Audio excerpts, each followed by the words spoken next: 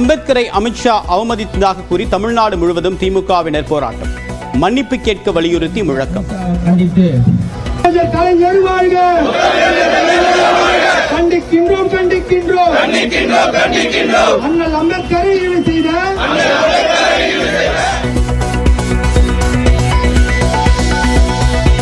அமித்ஷாவை கண்டித்து மதுராந்தகம், ஆம்பூர் உள்ளிட்ட இடங்களில் விடுதலை சிறுத்தைகள் கட்சியினர் ரயில் மறியல் போராட்டம். புதுச்சேரியில் நடைபெற்ற போராட்டத்தின் போது காவலர்களுடன் தள்ளுமுள்ளு.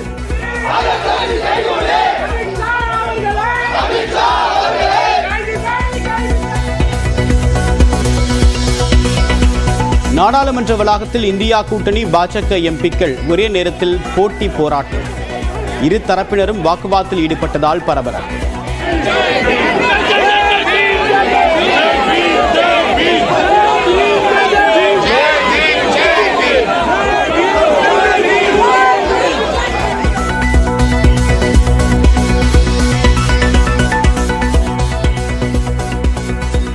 ராகுல் காந்தி தள்ளிவிட்ட எம்பி மேலே விழுந்ததால் தலையில் காயம் என்று பாஜக எம்பி குற்றச்சாட்டு. தான் அவைக்குள் சென்றபோது பாஜகவினர் மிரட்டியதாக ராகுல் காந்தி புகார்.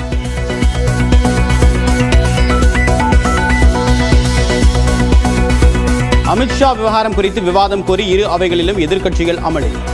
தொடங்கிய சில நிமிடங்களிலேயே அவை ஒத்திவைப்பு.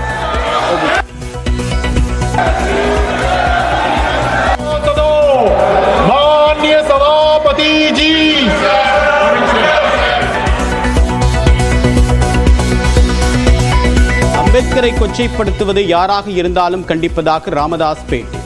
இடஒதுக்கீடு பெற்றுத்தந்த அம்பேத்கரை அவமதிப்பதை ஏற்றுக்கொள்ள முடியாது என்றும் உறுதி.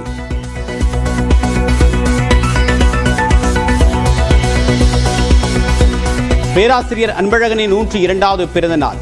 அவருடைய உருவப்படத்திற்கு முதலமைச்சர் மு.க. ஸ்டாலின் மரியாதை.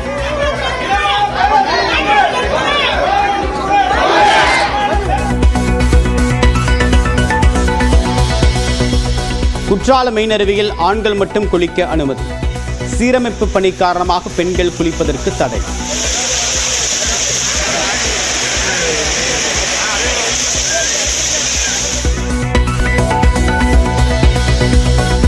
ஜம்மு காஷ்மீரின் குல்காமில் பாதுகாப்பு படையினருடன் துப்பாக்கிச் சண்டை. 5 தீவிரவாதிகள் சுட்டுக் கொலை.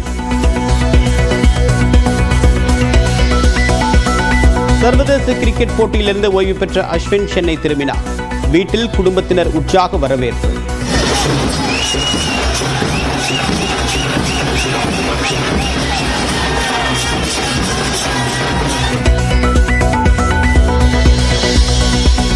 சென்னையில் ஆபரண தங்கத்தின் விலை 520 ரூபாய் குறைவு.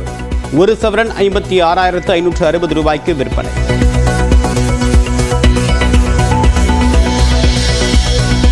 செம்பரம்பாக்கம் ஏரியில் நீர் திறப்பு முற்றிலுமாக நிறுத்தம். நீர்வரத்து குறைந்ததை அடுத்து முடிவு.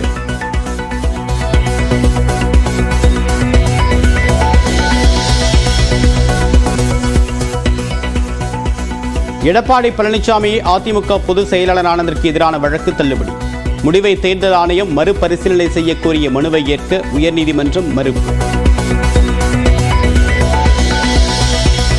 தேனி வழியாக சபரிமலை செல்லக்கூடிய சாலை ஒரு வழிப்பாதையாக மாற்றம். செல்லும் போது கம்பமெட்டு வழியாகவும் திரும்பும் போது குமிழி வர வேண்டும் என்று மாவட்ட நிர்வாகம் அறிவுறுத்தல். திருச்சி எம்பி திமுக எம்பி திருச்சி சிவா தற்போது செய்தியாளர்கள் சந்திக்கிறார். நேரலையில் பார்க்கலாம். அதில் பல நியாயமான விஷயங்கள் வருவதற்கும் அறிவுபூர்வமான விவாதங்களுக்கு அவர் காரணமாக இருந்திருக்கிறார் என்பது அரசியல் சட்ட நிர்ணய சபையின் விவாதங்களிலிருந்தே வெளிப்படும். கடைசி நாள், அதாவது 1949 நவம்பர் மாதம் அது நிறைவேற்ற 26ஆம் நாள் என்று அவர் ஆற்றிய உரை என்பது வரலாற்று சிறப்புமிக்க உரை. அதில் அவர் பேசுகின்றதெல்லாம் எவ்வளவு அறிவு திறமை அவருக்கு இருந்தது என்று. வெளிநாட்டுக்கு சென்று படித்தார், இங்கு வந்து நாட்டுக்கு உழைத்தார், ஒடுக்கப்பட்ட தாழ்த்தப்பட்ட மக்களுக்காக குரல் கொடுத்தார், அவரை தெய்வமாக வணங்குகிற, அவரை பின்பற்றுகிற ஏராளமான லட்சக்கணக்கானோர் இருக்கிறார்கள். அதற்கும் அப்பாற்பட்டு எல்லா கட்சியினருக்கும் அவர் மீது மரியாதை உண்டு. ஆக அவர் பெயரை உச்சரிப்பதற்கு பதிலாக என்று சொல்கிற போது அது மனதை புண்படுத்துவதாக இருக்கின்றது. இப்படிப்பட்ட வார்த்தைகளை ஒரு பொறுப்புள்ள அமைச்சரிடமிருந்து யாரும் எதிர்பார்க்கவில்லை. விமர்சிக்கலாம், விமர்சிப்பதற்கு வேறு காரணங்களை சொல்லலாம். அவருடைய பெயரை நீங்கள் உச்சரித்துக் கொண்டே இருக்கிறீர்கள், அதற்கு பதிலாக என்று சொல்கிற போது அதனாலே காயப்பட்ட காங்கிரஸ் கட்சி பொதுவாகவே அப்படிப்பட்ட குற்றச்சாட்டை ஏற்க முடியாது என்று அம்பேத்கர் மீது மரியாதை வைத்திருக்கிற எல்லோரும் கொந்தளித்து எழுந்தார்கள். இன்றைக்கு திராவிட முன்னேற்ற கழகம் தமிழ்நாட்டின் எல்லா மாவட்டங்களிலும் ஆர்ப்பாட்டம் நடத்துகிறது. நாடாளுமன்றத்தில் அதை எதிரொலிக்க வேண்டியது எங்களுடைய கடமை. காலையிலே மகர் துவார் என்று சொல்கிற அந்த நுழைவாயிலில் எதிர்க்கட்சியினர் ஆர்ப்பாட்டம் நடத்தி கொண்டிருந்த போது பதிலுக்கு அவர்களும் அந்த இடத்துல ஏதோ தெருச்சண்டையை போல ஒரு சூழ்நிலையை உருவாக்கினார்கள். வெளியில எல்லாம் 2 அரசியல் கட்சிகள் நிற்பதை போல. பொதுவாக ஒரு கட்சி, ஒரு எதிர்க்கட்சியோ ஆளுங்கட்சியோ ஒரு போராட்டம் இருந்தது, மற்றவர்கள் சிரித்துக் கொண்டே ஒதுங்கி செல்வதுதான் வழக்கம். ஆனால் இன்றைக்கு அவர்களும் ஏட்டிக்கு போட்டி என்பதை போல நடந்து கொண்டார்கள்.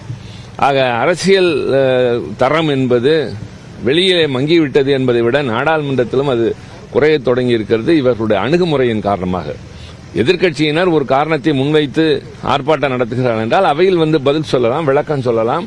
அப்படிப்பட்ட கருத்திலே நான் சொல்லவில்லை என்று கூட விளக்கம் தரலாம், அல்லது வேறு யாராவது அமைச்சர் தரலாம். அதற்கு பதிலாக இவர்களும் கூட்டமாக சேர்ந்து கொண்டு இன்னொரு கூட்டம் நிற்கிற போது நிற்பது, பின்னர் அதை வேறு மாதிரி சித்தரிப்பது என்ற நடவடிக்கைகள் எல்லாம் இன்றைக்கு நடந்தது. இதன் தொடர்ச்சியாகத்தான் இன்றைக்கு நாடாளுமன்றத்திலே பிரச்சனை எழுப்பினோம். அவை 2 மணி வரை ஒத்திவைக்கப்பட்டிருக்கிறது. திரும்ப 2 மணிக்கு இதே பிரச்சனை எழுப்பப்படும், நிச்சயமாக எழுப்பப்படும். காரணம், காயப்பட்டிருப்பது காங்கிரஸ் கட்சியினர் மட்டுமல்ல, அம்பேத்கர் அவர்கள் மீது மரியாதை வைத்திருக்கிற எல்லா தரப்பினரும். அதனால்தான் திராவிட முன்னேற்ற கழகம் கூட்டணி கட்சி என்பதையும் கடந்து அவர் மீது கொண்டிருக்கிற மரியாதையின் காரணமாக இந்த ஆர்ப்பாட்டத்தை தமிழ்நாடு எங்கிலும் நடத்தி கொண்டிருக்கின்றது. ஆக இதற்கு அரசாங்க தரப்பிலிருந்து அல்லது உள்துறை அமைச்சரிடமிருந்து சரியான விளக்கம் வர வேண்டும். அதனால இது மதியமும் நிச்சயமாக தொடரும். பாஜக திசை திருப்புறங்கிற பேரில் நீங்க போராட்டம் நடத்தின அந்த புகைப்படத்தவே, அம்பேத்கர் படத்தவே மாற்றி வேற படத்தை போட்டெல்லாம் பிரச்சாரம் பண்றாங்க. அவர்களை பொறுத்தவரை நான் தான் சொல்கிறேனே, நாடாளுமன்றத்திலே அந்த சில மரபுகளும் மாண்புகளும் உண்டு. அவை நடவடிக்கைகளில் எப்படி அது இப்போது தவறு இவர்களால் தகர்க்கப்பட்டிருக்கிறதோ அதே போல வெளியிலே நாங்கள் அந்த வளாகத்திற்குள் தான் ஆர்ப்பாட்டம் நடத்துகிறோம். காரணம், வெளியிலே நாடாளுமன்ற வளாகத்திற்கு வெளியே வருவோமேனால் அது சட்டம் ஒழுங்கு பிரச்சனை, காவல்துறை சேரும்.